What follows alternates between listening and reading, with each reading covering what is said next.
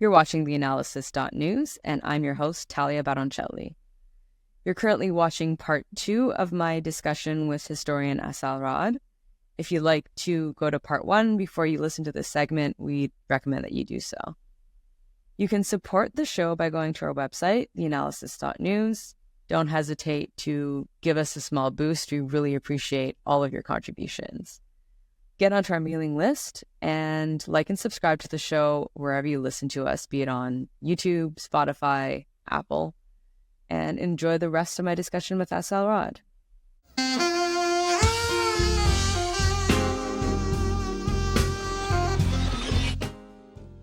Joining me now is Assal Rad. She is a historian and scholar on the Middle East, who's also the author of the book State of Resistance: Politics, Culture, and Identity in Modern Iran. You might have seen her post on social media as well, documenting the headlines written by mainstream media outlets on what's going on in Gaza and the really twisted narrative that they've been presenting. So thanks very much for joining me, Assal, to speak about these issues. Of course, thank you for having me. I think it's really difficult to see the various just solutions when you have a U.S. government which continues to supply weapons to Israel, when certain European countries continue to supply weapons to Israel, and when the ICJ's ruling is not being followed. It requires that countries do everything in their power to ensure that the obligations of state parties are actually respected and that countries prevent the plausible risk of a genocide from continuing.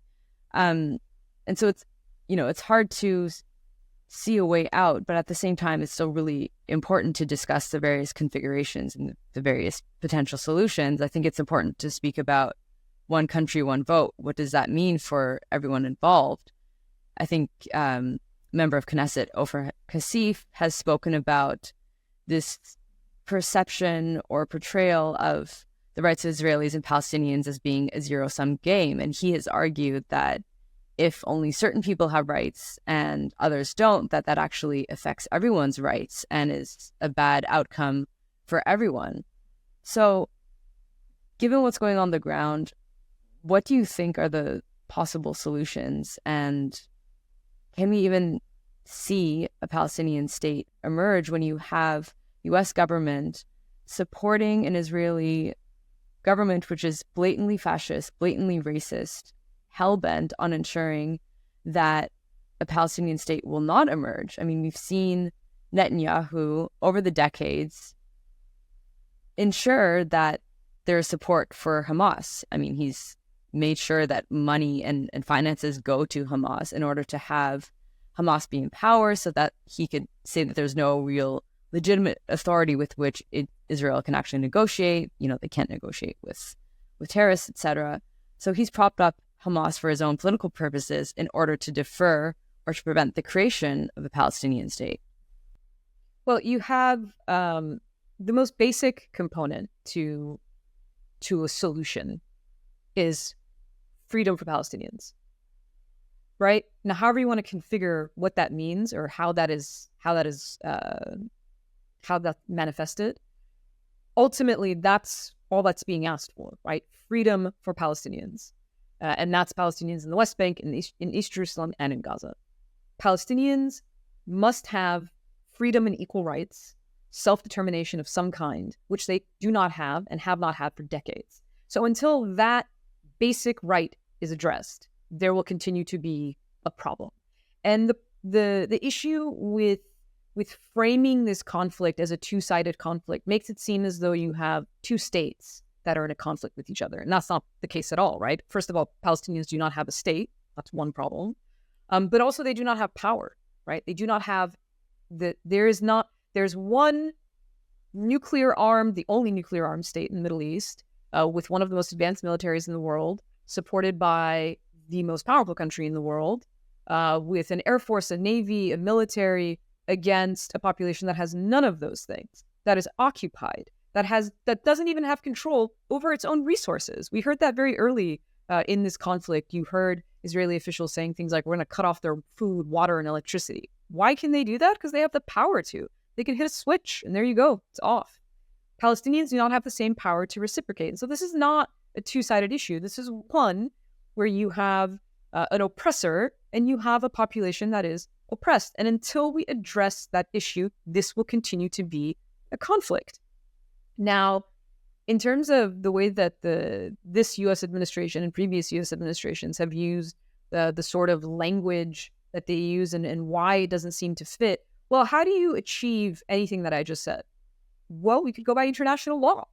We could actually think that the institutions that we created in the wake of World War II have meaning and have a purpose, and we could use them for that end. But we don't. We use them selectively. So when you have states that wield power selectively impose international law, it's no longer international law. It's just a tool for imperialism. It's just another tool that they use to justify when they want to invade a country like Iraq in 2003. But those tools cannot be used to stop what is plausibly a genocide right now in Gaza, because it is undermined by that very country that has power, the United States. And so none of this is new. That's one of the things to, as a historian, if you've read the history of the region, if you've read any colonial history, you know that this is the language that colonialism has always used, right? When in the wake of the American Revolution and the French Revolution, when in the post-Enlightenment, when Europeans and in the West were talking about ideas like self-determination and sovereignty and citizen and constitutionalism and all of these things, they were colonizing other places, other regions of the world. And they were doing so they never used the language of, we're coming here to steal all of your resources and kill your people if need be. They used the language of, we're here to help you. We're here to civilize you. We're here to, under British tutelage, you will also become civilized like we are. Look, we have these wonderful documents, these wonderful ideas. But those ideas were never actually applied to those places because that was not the intention. The intention was to exploit those people, exploit those lands, and exploit those resources. And so there should be no surprise that that is exactly the kind of language we continue to see. Just today, in a State Department briefing, a state spokesperson, Matthew Miller, was basically asked, the reporter first raised the question of, well, when the prime minister of Israel is telling you they do not want a Palestinian state, they reject the concept of a Palestinian state, but your administration is saying that's what you want, then how do you do that? And Miller had his sort of, boilerplate response. Then the reporter pushes back and says, well, but you have so much leverage you could use over Israel, right? Why not just use the weapons, U.S. weapons as leverage? Miller's response was, Israel is a sovereign state. And so we cannot dictate to Israel what to do, just like we cannot dictate to any country what to do.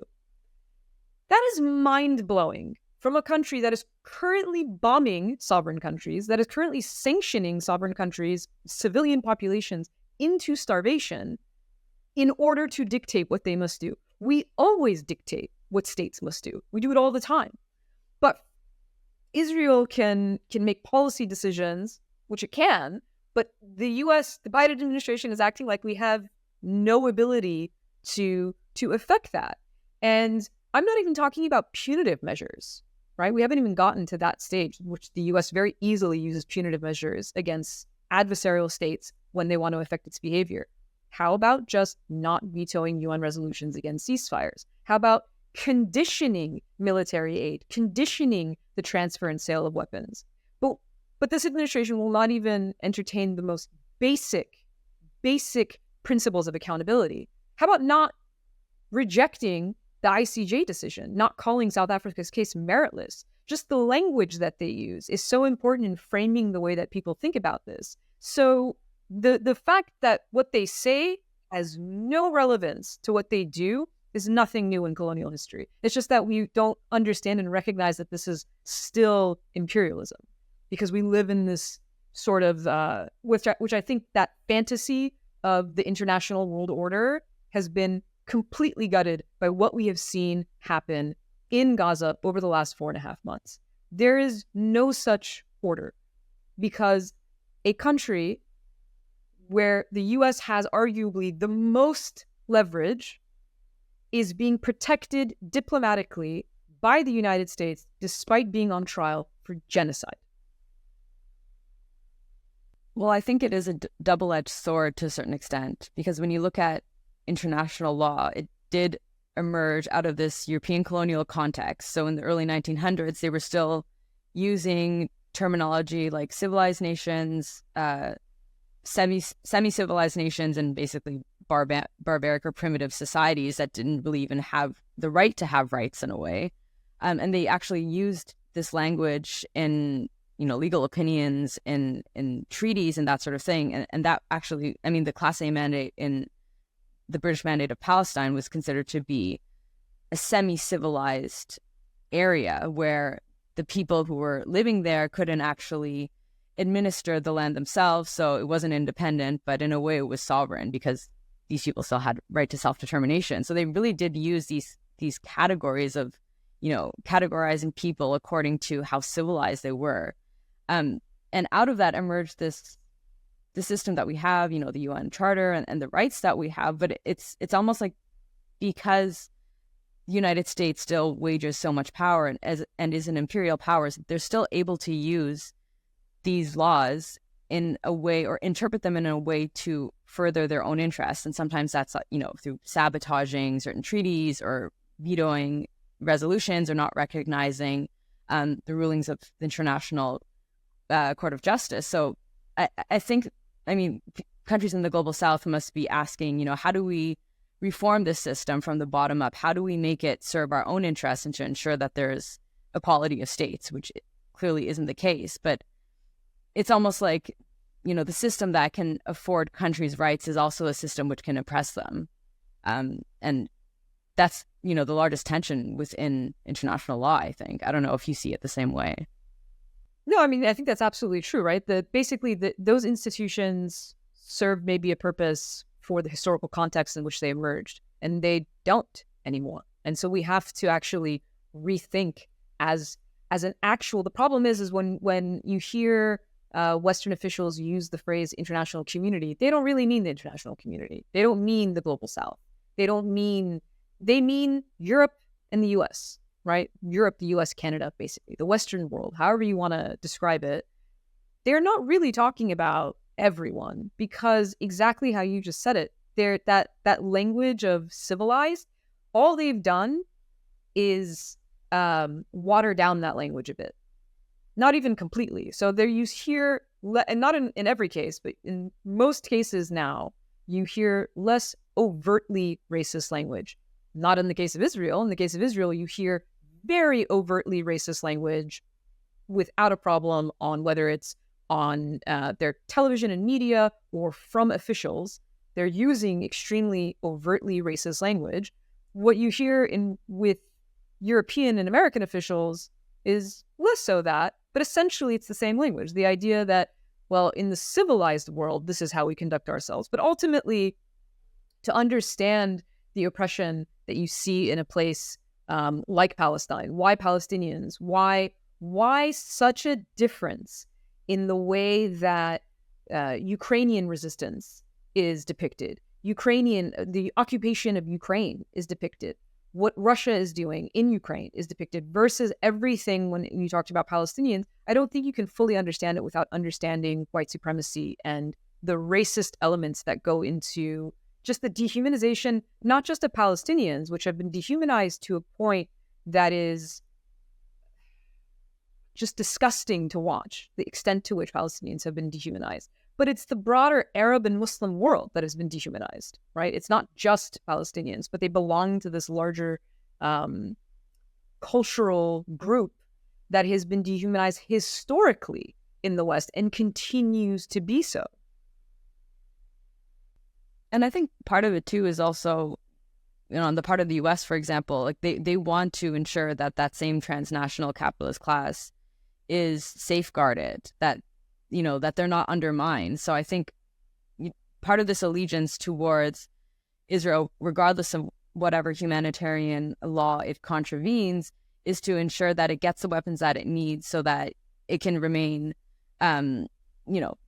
safe, and to ensure that its government won't collapse, so that there won't be any sort of mass uprisings in order to ensure that those same elites which support, like there's reciprocity here, which support the US are also in place.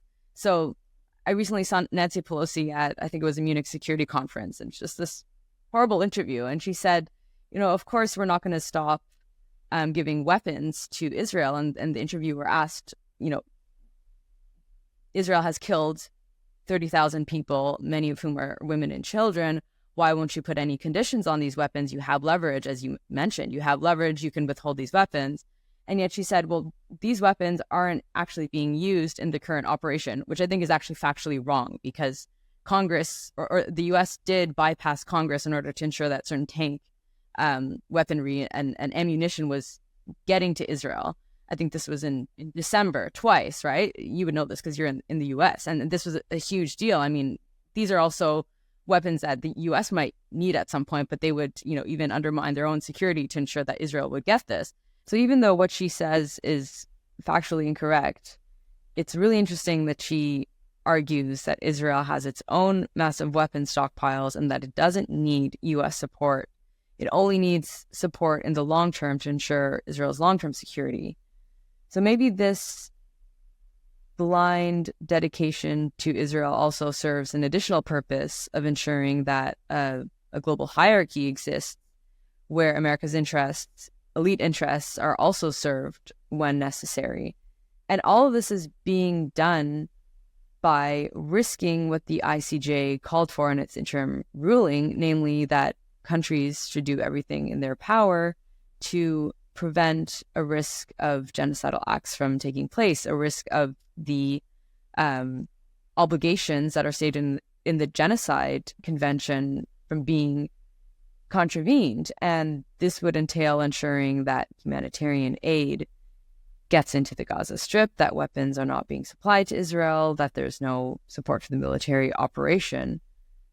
And yet, this continues blindly. Something else to keep in mind about the weapons that are going to Israel from the U.S. is that it's not just a question of international law, but domestic U.S. law, right? U.S. Has laws that say U.S. weapons cannot be used in gross human rights violations, which they are currently being used. In fact, in February, I believe it was in early February, the Biden administration, there was stories coming out basically saying that that President Biden was reaffirming that law, right? Nothing new. Like, this is something that's on the books. U.S. weapons cannot be used for gross human rights violations. But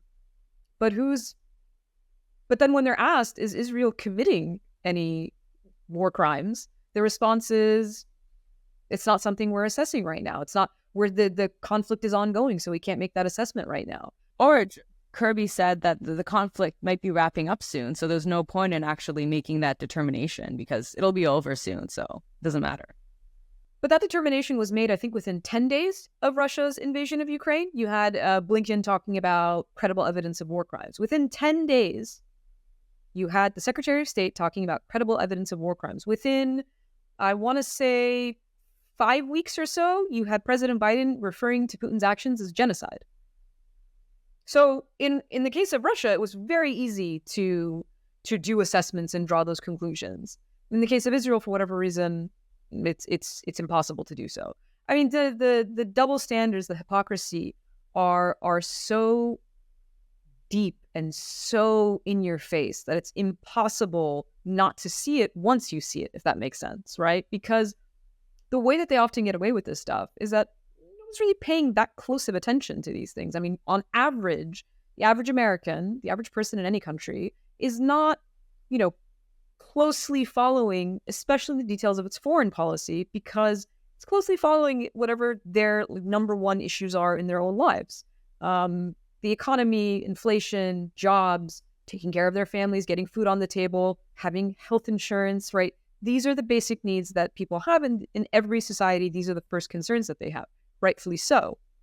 But what is happening in Gaza is so egregious and so horrifying and being live streamed on our devices in a way that makes it impossible for them to use the same language without getting constant pushback and backlash. And that, in part, is because of social media. I mean, social media has It's, has its cons in the sense that it also is a breeding ground for misinformation and disinformation to spread. But at the same time, it also spreads real information. And by doing so, more people have access to information that they would not have. Because if you look at mainstream media, they're not covering this stuff. They're not showing you these videos. And when they do, the language they use, the framing is so far removed from reality. I mean, just the simplest differences. Israelis are killed, Palestinians die. I've seen headlines that say lifeless Palestinians. In just any language, not to say that they were killed. Oftentimes, Palestinian children are not referred to as children, right? They're referred to as people under 18. Again, all to take away from the humanization of this population and what's happening. But because of social media and independent journalism and all of these different places that people can get information from, it is much harder for them to get away with this level of hypocrisy. And how is that actually impacting things? Well, it threatens the ability of this administration to be reelected in November. Key demographics, key swing states are at risk currently, in part because of these policies. And that is happening because people are seeing that hypocrisy. They're seeing what is happening in Gaza, and they cannot turn a blind eye to it because it is unbelievably horrific to turn a blind eye to what is happening. Well, just one last thing before we end, and I think we should just briefly speak about Aaron Bushnell, who was a U.S. airman. I believe he was 25 or 26 years old, very young, who went to the the Israeli embassy in Washington, and he was live streaming this. And, he said that he was going to protest Israel's bombardment and mass murder of the Palestinians. He said, "Free Palestine." He actually used genocide. He actually used the word genocide. Yeah. U.S. complicity in genocide. Yes, complicity in genocide. That's very important because, he's a U.S. service member of the military, the army. So he that's a key point that you bring up, that he himself had this on his conscience, that, he's complicit in this as well, and that his government is complicit in what's going on in the Gaza Strip. And so he went in front of the embassy and said, "Free Palestine," and set himself on fire. And I don't know, it seems like there's some unclear statements as to what happened after the fact. I don't know if embassy members just pointed guns at him and didn't actually call an ambulance on time, if they perceived him as a threat or they just wanted him to die. I mean, I don't know what happened afterwards, but unfortunately, he was taken into critical care at the hospital and he did die. And this is not the first time this has happened. I think there was a similar incident in Atlanta a few months ago. And I mean, this reminds me, not that I was there, but of course it reminds me of what happened in 1963 when you had Buddhist monks in South Vietnam protesting Diem's regime and protesting the ARVN forces and, opposition to atrocities committed there. So I wonder, with all the protests that we've seen, young people and students protesting, do you see this as a sort of like a new sort of revitalized Vietnam moment that's taking hold of people's consciences? I'm glad you brought up Aaron Bushnell, because the image and video of that was really, really horrifying to see. This is a young American service member who, with his last breaths, shouted, "Free Palestine." The fact that we know his name, that we know the story, is because he live streamed it, and you had an independent journalist who was able to follow the story closely, contact the family, have this information, and share it for the world to see. You mentioned another self-immolation that happened in Atlanta. You'd be hard-pressed to find, I don't think we still know the name of that person. No, I don't remember seeing any news on it when it actually happened. I just found out about it now, reading about Aaron. So the attempt to sort of cover these things up, these stories up, is because there's growing, this is the most extreme act of protest, I think, at least, the most extreme act of protest that exists. And what you'll see again is the difference in how his actions will be construed by, again, those who are supporting Israel's actions in Gaza. He'll be called, mentally ill. He'll be called someone who had, mental health issues. Aaron Bushnell did not hurt another person in this incredible act. He hurt himself. And he very clearly made a statement as to his intention and the reason for his action. That to me is not something that you can write off as a mental health crisis. It was a very, very conscious decision in a very specific situation. And we only know the story because of the fact that he live streamed it as it was happening, and that video became available. I think that even before that, this moment is sort of an inflection point, because we've been seeing protests across the US, across the world for months, right? People keep protesting for months. And this is despite, the sort of hysteria that you're seeing in Western societies against protesters, right? These are societies that champion themselves on freedom of expression and assembly and protest. And yet protesters, whether they're on university campuses or out, are being tarnished, their reputations. They're called terrorist sympathizers. They're called anti-Semitic. It's as if there is no legitimate reason for people to take issue with the actions of Israel, despite the fact that the overwhelming majority of the world takes issue with Israel's actions. And so I hope that Aaron's sacrifice is not in vain. I hope that people do remember his name, and I think that they will, because I think that is an image that's going to be very, very hard to forget anytime in the near future. I think it will be a historic image, juxtaposed in many ways with what I think will also be historic images of U.S. officials at the UN raising their hands to veto ceasefire resolutions, one of which came after the ICJ ruling that found that Israel's actions are plausibly genocidal. So the U.S. vetoed the possibility of ending a genocide. I don't think these images will be forgotten anytime soon. And on the same day, they withheld their funding of UNRWA and launched, I would say baseless claims, because we haven't really seen concrete evidence of the involvement of UNRWA employees with the October 7th attacks.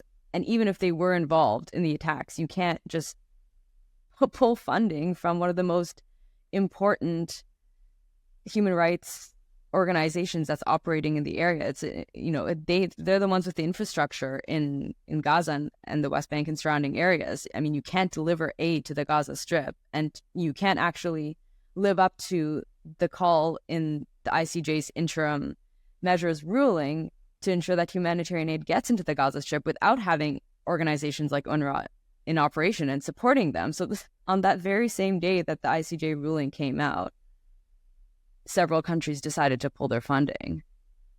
Well, just to compare, the U.S. pulled its funding for UNRWA, which Biden officials have repeatedly said is vital for getting humanitarian aid to Palestinians in Gaza, right? This is themselves saying vital to doing this, crucial role. But they pulled funding based on allegations. Allegations, no funding.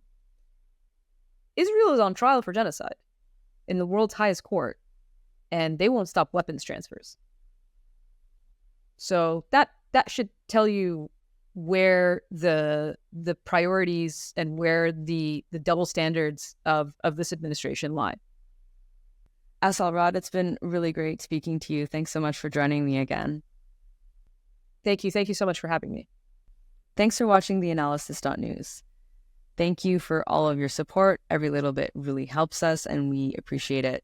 You can write us with any concerns or comments via our website, theanalysis.news. See you next time.